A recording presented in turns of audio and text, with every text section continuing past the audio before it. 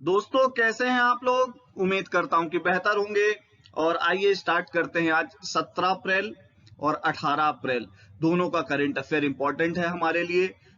कुछ दिनों से 2-3 दिनों से करंट अफेयर की क्लासेस नहीं आ रही थी, है ना, क्योंकि कुछ समस्याएं चल रही थी। उन समस्याओं का निराकरण कर लिया गया है। चलिए शुरू करते हैं आज का लेक्चर जो हमारे लिए इंपॉर्टेंट है। आज का सुविचार, सभी शक्ति तुम्हारे भीतर है, आप कुछ भी और सब कुछ कर सकते हैं। आप पहले ये ठानिए कि आप कर सकते हैं। कभी अपने मन में ये नहीं मानना है आपको कि नहीं यह कार्य हमसे नहीं होगा। क्लियर हो गई बात। तो सबसे पहले अपने को क्या करना है, दृढ़ इच्छा शक्ति को क्या करना है, प्रबल करना है। यह अत्यंत महत्वपूर्ण बात है और स्वामी विवेकानंद जी ने यह बात कही थी। क्लियर हो गई बात। चलिए तो फिर आगे बढ़ते हैं। आज सबसे पहले बात करते हैं 21 अप्रैल को भारत आएंगे यूके के पीएम बोरिस जॉनसन और गुजरात और दिल्ली जाएंगे। यहां का भी दौरा करेंगे। कहां कहां का, गुजरात और दिल्ली का। कब आएंगे, 21 अप्रैल, मतलब इसी वीक में आएंगे। क्लियर हो गई बात। इस बैठक में वैश्विक चुनौतियों के बीच आर्थिक, इकोनॉमिक, डिफेंस, सिक्योरिटी और टेक्नोलॉजिकल, ध्यान रखिएगा तकनीकी सहयोग की बात की गई है। क्लियर। तो भैया यहाँ पे सिक्योरिटी, तकनीकी सहयोग को बढ़ावा देने पर ध्यान केंद्रित किया जाएगा। बहुत इंपॉर्टेंट बात हो जाती है। क्लियर हो गई बात। ठीक है। और ये 21 अप्रैल को आएंगे बोरिस जॉनसन और वो ऐसा मान रहे हैं कि free trade agreement between UK and India शायद कंप्लीट हो जाए। क्लियर। चलिए अगली बात करते हैं। बिहार सरकार ने राजगीर में स्थित 2500 साल पुराना साइक्लोपियन दीवार को यूनेस्को की विश्व धरोहर स्थल में शामिल करने के लिए, ध्यान रखिएगा, इंडियन आर्कियोलॉजिकल डिपार्टमेंट ने, भारतीय पुरातत्व सर्वेक्षण ने एक प्रस्ताव भेजा है। ठीक है। पत्थर से बनी साइक्लोपियन दीवार की लंबाई 40 किलोमीटर है, जिसे बाहरी दुश्मनों और आक्रमणकारियों से बचाने के लिए 3री शताब्दी में बनाया गया था। अब साइक्लोपिन का मतलब क्या है, देखिए, इसको जोड़ने के लिए किसी भी प्रकार के मटेरियल का यूज नहीं किया गया है। इंटरलॉकिंग सिस्टम बिटवीन, क्या करना है, रॉक्स के बिटवीन इंटरलॉकिंग सिस्टम जो होता है उससे खड़ी है वो पूरी दीवार। मतलब अगर हम कहीं सीमेंट नहीं लगा है, चूना नहीं लगा है, ऐसा कुछ उस दीवार पे नहीं लगा है, इसलिए इसको बोलते हैं साइक्लोपिन दीवार। आपको यहीं पे बता देता हूं, हमारे यहाँ एक साइक्लोपिन डैम भी है। कहां, हमारे मध्य प्रदेश में, जिसे हम कहते हैं भोज वेटलैंड और जिसे हम कहते हैं भोजताल, और जो कि भोपाल में है, आपको ये पता होगा। ठीक है। वो साइक्लोपिन क्या है, डैम है। और यहाँ पे बात को क्या हो रही है, साइक्लोपिन दीवार की। क्लियर हो गई बात। साइक्लोपिन डैम भी उसे कहेंगे जो बिना किसी किसके बना हो, किसी भी प्रकार के अन्य मटेरियल से, सिर्फ और सिर्फ पत्थर से जुड़ा है वो, और ऐसा स्ट्रक्चर जोड़ा गया है कि किसी और जोड़ की आवश्यकता नहीं है। क्लियर। चलिए अगली बात करते हैं। पंजाब सरकार ने 1 जुलाई से घरेलू उपभोक्ताओं को 300 यूनिट बिजली मुफ्त देने की घोषणा की है। यह भी जरूरी है, ध्यान रखिएगा। क्लियर। और ये मुफ्तखोरी की चीजें धीरे धीरे आगे बढ़ रही हैं। मध्य प्रदेश के लोगों को भी धीरे धीरे आदत लग रही है। चलिए आगे बढ़ते हैं। ध्यान रखिएगा, पूर्व पीएम पाकिस्तान के अशरफ को पाकिस्तान की नेशनल असेंबली का नया स्पीकर चुना गया है। तो ध्यान रखिएगा, इसलिए इंपॉर्टेंट है अशरफ, क्योंकि क्या थे, ये पीएम थे। क्लियर हो गई बात। तो नेशनल असेंबली का इन्हें क्या नियुक्त किया गया, ध्यान रखिएगा, स्पीकर नियुक्त किया गया है। क्लियर, पाकिस्तान की। अगली बात करते हैं। बीमा कंपनी है हमारी LIC, बहुत इंपॉर्टेंट बात है। इसने 20% FDI की अनुमति देने के लिए, यहां पे ध्यान दीजिएगा, FDI की अनुमति, फॉरेन डायरेक्ट इन्वेस्टमेंट, प्रत्यक्ष विदेशी निवेश को क्या कर दिया गया है, LIC के अंदर 20% तक FDI हो सकती है LIC के अंदर, ऐसा बोला गया है। इसकी अनुमति देने के लिए ध्यान रखिएगा, foreign exchange management act, FEMA, the foreign exchange management act 1999 में आया है फेमा, और इसके नियमों में बदलाव किया गया है। ये इंपॉर्टेंट है। सरकार ने एक नोटिफिकेशन जारी किया और ये बोला कि भैया अब फेमा एक्ट को हम बदलते हैं, और IPO के जरिए सरकार द्वारा 63,000 करोड़ के LIC की 5% हिस्सेदारी बेचने की मंजूरी मिल चुकी है। तो दो चीजें ध्यान रखिएगा। पहला क्या है, IPO कितने का जारी किया गया है LIC में, 5% का। पहली बात तो ये है। और दूसरी बात क्या है, FEMA act, the foreign exchange management act, जो 1999 में आया था, उसमें क्या किया गया है, बदलाव किया गया है। तो आप ये ध्यान रखिएगा, हमसे डायरेक्ट भी पूछ सकता है कि फेमा कब इंट्रोड्यूस हुआ। क्लियर हो गई बात। तो चलिए अगली बात करते हैं। 2 साल बाद म्यांमार की सरकार ने पर्यटकों को भारत में आने की अनुमति दे दी है। अब म्यांमार में कोई भी टूरिस्ट जा सकता है। पूछे कैसे, अब आपको मैं बता देता हूं। म्यांमार में तख्त पलट हुआ था कुछ दिनों पहले। आंग सान सू की से जो समर्थित सरकार थी उसको गिरा के आर्मी का रूल लागू हो गया था। तो वहां पे जो विदेशी विजिटर्स हैं, ध्यान रखिएगा टूरिस्ट है, उनका आना बैन हो गया था। क्लियर हो गई बात। अब अगली बात यह है कि अंतरराष्ट्रीय उड़ानें भी फिर से चालू हो गई हैं और विपक्षी पार्टियों और ट्रेवल एजेंसियों ने पर्यटकों को ध्यान रखिएगा म्यांमार की यात्रा ना करने की अपील की है। वो ये कह रहे हैं कि भैया मत आओ, खतरा है। कोविड-19 महामारी और पिछले साल तख्त पलट के कारण म्यांमार की जो सीमाएं हैं वो पर्यटकों के लिए बंद थी, आपको मैंने बता दिया। क्लियर। तो भैया विपक्षी पार्टी ये कह रही है कि आप मत आइए, अब आपकी इच्छा हो तो म्यांमार घूम के आइए। क्लियर। अगली बात करते हैं। पश्चिम बंगाल की आसनसोल सीट, बहुत इंपॉर्टेंट बात है, ध्यान दीजिएगा थोड़ा सा। वहां हुआ था बाई इलेक्शन, और क्यों इंपॉर्टेंट है, टीएमसी के प्रत्याशी थे शत्रुघ्न सिन्हा। ठीक है, आपको पता है पटना से लड़े थे और वो हार गए थे। शत्रुघ्न सिन्हा खामोश, है ना, याद है ना, अपने सोनाक्षी सिन्हा के पिताजी।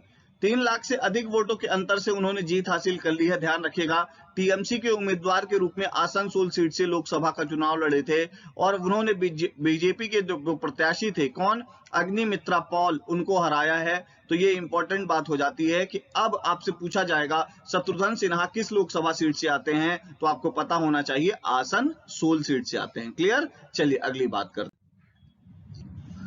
प्रधानमंत्री नरेंद्र मोदी ने मदर ऑफ पाकिस्तान के नाम से चर्चित पाकिस्तान की समाज सेविका बिल्किस बानो ईदी, इनका निधन हो गया है। ध्यान रखिएगा, बिल्किस बानो ईदी, इन्हें मदर ऑफ पाकिस्तान कहा जाता है। क्लियर। ध्यान रखिएगा, इनके निधन पर शोक जताया है। कराची में इनका ईदी का जन्म हुआ था और पाकिस्तान में 42,000 से अधिक लावारिस बच्चों का जीवन बचाया है इन्होंने। यहां तक तो इंपॉर्टेंट था ही। अब हमारे इंदौर की गीता, क्लियर हो गई बात। इनको 11 वर्ष की उम्र में गलती से पाकिस्तान पहुंच गई थी और इसको भी गोद लिया किसने, बिल्किस बानो ईदी ने, और उसके बाद सुरक्षित भारत पहुंचाने की श्योरिटी दी। ध्यान रखिएगा, किन्होंने, बिल्किस बानो ईदी ने। तो उनका एक बहुत अच्छा कार्य जिसमें भारत की बेटी की भी एक जिंदगी बचाई, ये बहुत इंपॉर्टेंट बात है। हमारे इंदौर की बेटी की भी एक जिंदगी बचाई, बहुत ज्यादा चर्चा में थी गीता। चलिए अगली बात करते हैं। उस समय सुषमा स्वराज हुआ करती थी हमारी विदेश मंत्री जब गीता भारत आई थी। अगली बात करते हैं। 2011 से लेकर 2019 के बीच भारत में अत्यधिक गरीबी में गिरावट आई है। मतलब जो अति गरीबी थी भारत में वो 12.3% क्या हो गई है, कम हो गई है। ऐसा हम नहीं बोल रहे, ऐसा वर्ल्ड बैंक का रिसर्च पेपर बोल रहा है।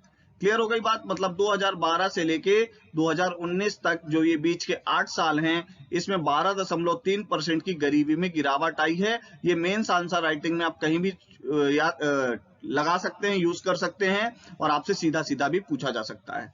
विश्व बैंक की एक रिसर्च में कहा गया है कि 2011 से 2019 के बीच भारत में अत्यधिक गरीबी में 12.3% की गिरावट आई है। इस दौरान ग्रामीण गरीबी 14.7% और शहरी गरीबी 7.9% की गिरावट आई है।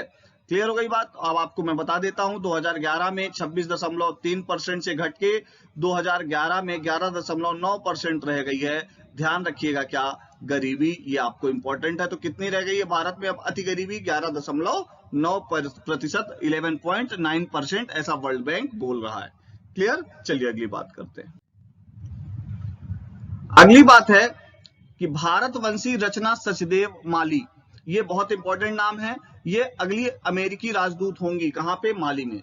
रचना सचदेव माली के अंदर, रचना सचदेव माली के अंदर अमेरिका की राजदूत होंगी। ये भारतवंशी हैं इसलिए इंपॉर्टेंट है।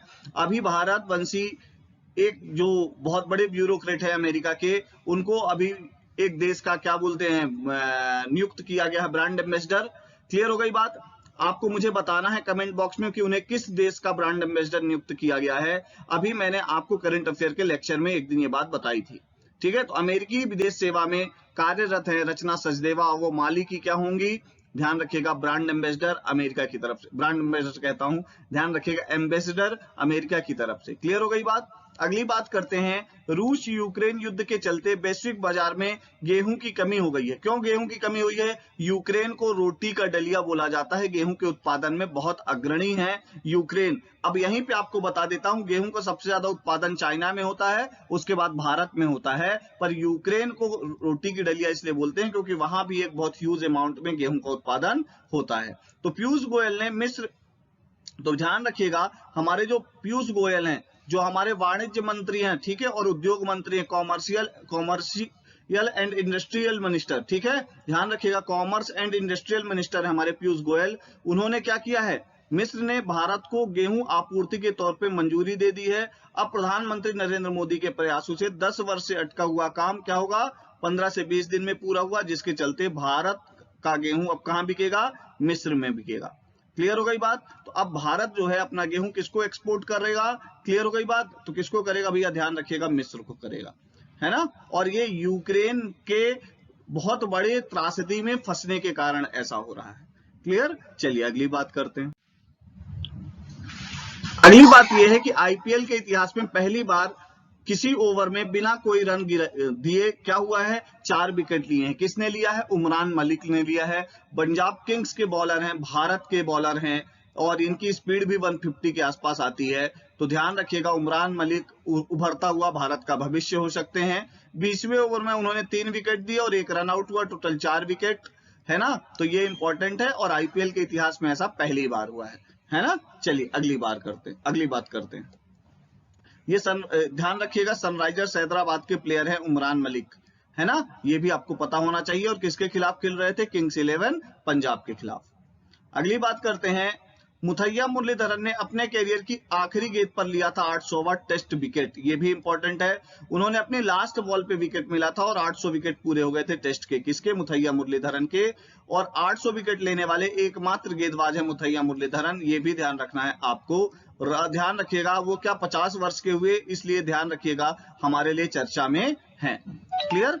चलिए अगली बात करते हैं, मुख्यमंत्री तीर्थ दर्शन योजना, ये इंपॉर्टेंट है। आपको पता है कि नवीन योजना के अंतर्गत अयोध्या नगरी उत्तर प्रदेश संत बालानाथ जी महाराज की जन्म एवं निर्वाणा स्थली, ध्यान रखिएगा। अगली बात कहाँ है, ध्यान रखिएगा, मंडावरी गांव दौसा में, राजस्थान में, इनके भी दर्शन कराए जाएंगे संत बालानाथ जी के।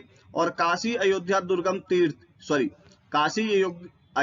युग्म तीर्थ के यात्रियों को मिलेंगे दर्शन, किसके तहत? मुख्यमंत्री तीर्थ दर्शन योजना के तहत। इस योजना में 35 एकल तीर्थ स्थल और 8 युग्म तीर्थ स्थल शामिल किए गए हैं।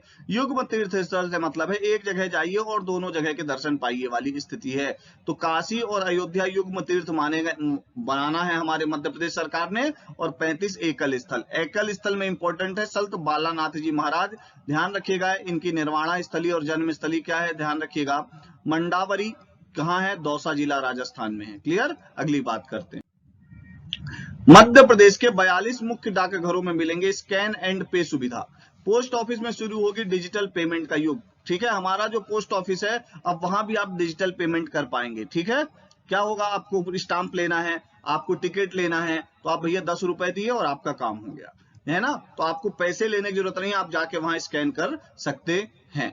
अगली बात करते हैं, सर्वपल्ली राधाकृष्णन, बहुत इंपॉर्टेंट नाम, ध्यान रखिएगा। सर्वपल्ली राधाकृष्णन जी का 17 अप्रैल 1975 इनका क्या हुआ, स्वर्गवास हुआ। सर्वपल्ली राधाकृष्णन हमारे भारत के पहले उपराष्ट्रपति। सर्वपल्ली राधाकृष्णन, ध्यान रखिएगा, इन्हीं के जन्म दिवस पर हम क्या मनाते हैं, आपको पता होगा, शिक्षक दिवस के रूप में मनाते हैं। 1954 में इन्हें हमने भारत रत्न से सम्मानित किया। और 1963, ध्यान रखिएगा, British royal order of merit से इन्हें सम्मानित किया गया। शिक्षक देश में सबसे बुद्धिमान होना चाहिए, यह एक बात कही थी हमारे आदरणीय सर्वपल्ली राधाकृष्णन जी ने। एक बहुत बड़े दार्शनिक हैं और इनकी हम विचारधारा को अपने मेंस के अंदर पढ़ते भी हैं। तो 17 अप्रैल 1975 को क्या हुआ, इनका निधन हो गया। क्लियर हो गई बात। और ये भारत के दूसरे राष्ट्रपति और हमारे देश के पहले उपराष्ट्रपति थे, यह भी हमें पता होना चाहिए। पहले बुद्धिजीवी लोग राष्ट्रपति बनते थे। क्लियर हो गई बात।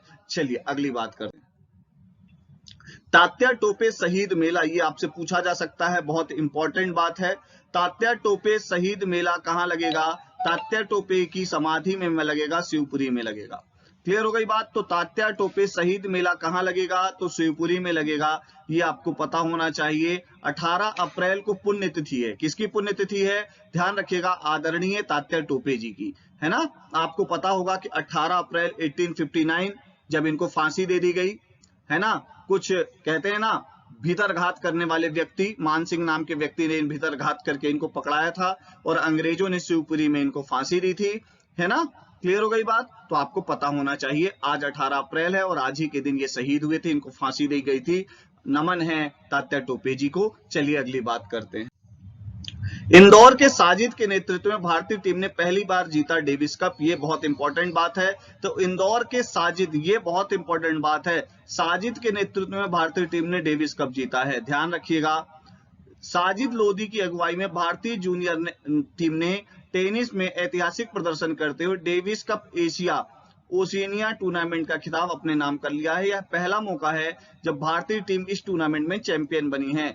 इसके साथ ही भारत ने डेविस कप के विश्व समूह के लिए पात्रता भी हासिल कर ली है और यह स्पर्धा नई दिल्ली में खेली गई थी, यह भी इंपॉर्टेंट है। क्लियर। तो इंदौर के साजिद, तो साजिद रिलेटेड है किस टीम से या किस खेल से, तो टेनिस से हैं। टेनिस मतलब लॉन टेनिस, कभी लॉन टेनिस लिखा हो तो आपको पता होना चाहिए, डेविस कप लॉन टेनिस में ही होता है। चलिए अगली बात करते हैं। पॉजिटिव पे सिस्टम लागू करने में अग्रणी है मध्य प्रदेश। ध्यान रखिएगा, पहले SHG मॉडल लागू हुआ था जिसके माध्यम से गांव तक पहुंच बढ़ी थी। सहकारी बैंकों में पॉजिटिव पे सिस्टम लागू हो गया है, ऐसा करने वाला प्रदेश देश का अग्रणी राज्य है। क्लियर हो गई बात। अगली बात क्या है, वित्तीय साक्षरता बढ़ाने के लिए सहकारी बैंकों के माध्यम से नाबार्ड धनराशि उपलब्ध करा रहा है। क्लियर। तो पॉजिटिव पे सिस्टम सहकारी बैंकों के माध्यम से लागू। अगली बात करते हैं। अगली बात है, आजादी के अमृत महोत्सव के तहत मध्य प्रदेश में प्रत्येक विकास खंड में स्वास्थ्य मेले का आयोजन होगा 18 से 30 अप्रैल। मेले का उद्देश्य नागरिकों में स्वास्थ्य के प्रति जागरूकता लाना। तो आपसे पूछा जा सकता है कि स्वास्थ्य मेले का आयोजन कब से कब तक, तो 18 से 30 अप्रैल तक, ये आपको पता होना चाहिए। और लोक स्वास्थ्य एवं परिवार कल्याण मंत्री इस समय कौन है, तो डॉक्टर प्रभु राम चौधरी हैं, यह भी आपको पता होना चाहिए। चलिए अगली बात करते हैं। 18 अप्रैल से विकास खंड स्तर पर स्वास्थ्य मेले का आयोजन होगा। ठीक है, अभी आपको मैंने बताया कि क्या करना पड़ेगा, आयुष्मान कार्ड, डिजिटल मिशन, स्वास्थ्य पहचान पत्र आदि उपलब्ध कराए जाएंगे और जागरूकता फैलाई जाएगी स्वास्थ्य मेले के तहत। चलिए अगली बात करते हैं। टीबी मरीजों की जांच में एमपी के हेल्थ एंड वेलनेस सेंटर सबसे आगे हैं, ये सर्टिफिकेट है, ध्यान रखिएगा, ये बहुत अच्छी बात है। टीबी एक बहुत खतरनाक बीमारी है जिसको इरेडिकेट करने का प्रयास भारत सरकार कर रही है। एक महीने में 2.48 लाख टीबी के मरीजों की जांच हुई। देश के बड़े राज्यों में मिला है पहला नंबर हमारे मध्य प्रदेश को। टीबी की जांच करने में पहला स्थान किसे मिला है, तो मध्य प्रदेश को मिला है, ये आपको पता होना चाहिए। अगली बात, आर्टिफिशियल इंटेलिजेंस की मदद से होगी टीबी के मरीजों की जांच। अभी देखिए, मैं आपको टीबी के मरीजों की बात कर ही रहा था और उसमें मध्य प्रदेश को पहला स्थान प्राप्त हुआ है, ये भी आपको पता होना चाहिए। सिवनी, मंडला, राजगढ़, सतना और मंदसौर में पायलट प्रोजेक्ट के तौर पे शुरू किया गया है आर्टिफिशियल इंटेलिजेंस के थ्रू। ध्यान रखिएगा, बहुत इंपॉर्टेंट बात है, कभी आप आर्टिफिशियल इंटेलिजेंस का प्रयोग लिखिए तो ये जरूर लिखिएगा, है ना। और मध्य प्रदेश में 2025 तक टीबी मुक्त करने का लक्ष्य रखा गया है। अब देखते हैं, और इसमें भोपाल और छतरपुर जिला अवॉल्व हैं। टीबी की मरीजों की पहचान करने में सबसे आगे भोपाल जिला है, उसके बाद छतरपुर जिला आता है। चलिए अगली बात करते हैं। राम सिंह ठाकुरी, बहुत बड़ा नाम, स्वतंत्रता सेनानी, संगीतकार और राष्ट्रीय सेना के कप्तान को उनकी पुण्यतिथि पर नमन। क्या नाम है इनका, राम सिंह ठाकुरी। 15 अगस्त 1914 को जन्म हुआ था, 15 अप्रैल 2002 को इनका निधन हुआ। INA गान कौमी तराना की रचना की और सभी भारतीयों को देशभक्ति संगीत की ध्वनि से एकजुट किया। नाम है राम सिंह ठाकुरी। बड़ा नाम, अमृत महोत्सव के तहत इनको हम याद कर रहे हैं, राम सिंह ठाकुरी जी को। कौमी तराना गाने की रचना किसने की, तो राम सिंह ठाकुर जी ने की। क्लियर। चलिए अगली बात करते हैं। अगला नाम है, ध्यान रखिएगा, बहुत बड़ा नाम है, ठीक है, कंदुकुरी वीरेश लिंगम पंतुलु। अब इतना कठिन नाम कौन याद रखेगा, तो भैया आप इनके बारे में पढ़ लीजिए, उसके बाद आप याद रखिएगा। 16 अप्रैल 1848 को जन्म हुआ। ब्रिटिश भारत की मद्रास प्रेसिडेंसी से एक समाज सेवक, सुधारक और लेखक। तेलुगु पुनर्जागरण आंदोलन के जनक है ना, तेलुगु पुनर्जागरण आंदोलन के कौन है ये, जनक हैं। आरंभ में समाज सुधारों से इन्होंने महिलाओं की शिक्षा और विधवा पुनर्विवाह को प्रोत्साहित किया। बाल विवाह दहेज प्रथा के विरुद्ध लड़ाई लड़ी। 1874 में दावलेश्वरम में विद्यालय खोला। 1887 में एक मंदिर जिसे ब्रह्म मंदिर के नाम से जाना जाता है, और 1908 में आंध्र प्रदेश में हितकारिणी स्कूल का निर्माण किया। इसके बाद क्या किया, इनका उपन्यास है राजशेखर चरित्रमु। ये तेलुगु साहित्य का पहला उपन्यास माना जाता है, राजशेखर चरित्रमु। क्लियर, तो तेलुगु साहित्य का पहली रचना राजशेखर चित्रमु किसने करी, तो कंदुकूरी वीरेशलिंगम पंतुलु। ठीक है, इन्हें अक्सर आंध्र प्रदेश में राजा राम मोहन राय के रूप में जाना जाता है। तो आंध्र प्रदेश के राजा राम मोहन राय आप इन्हें कह सकते हैं। आपको मेरा लेक्चर पसंद आया हो तो लाइक करिए, सब्सक्राइब करिए, शेयर करिए, और आपको इसकी पीडीएफ चाहिए तो हमारा ऐप डाउनलोड करिए ईरा इंस्टीट्यूट का। अगर आपके पास एप्पल का फोन है, iOS यूज करते हैं, तो आप भी हमें सूचित कर सकते हैं, हम आपको ऐप का लिंक देंगे, उसके माध्यम से आप डाउनलोड कर पाएंगे। हर प्लेटफॉर्म में हम उपलब्ध हैं आपको, तो लाइक करते रहिए, सब्सक्राइब करते रहिए, शेयर करते रहिए, और हमारी टेस्ट सीरीज और करंट अफेयर की क्लासेस को ज्वाइन करिए। Thank you very much.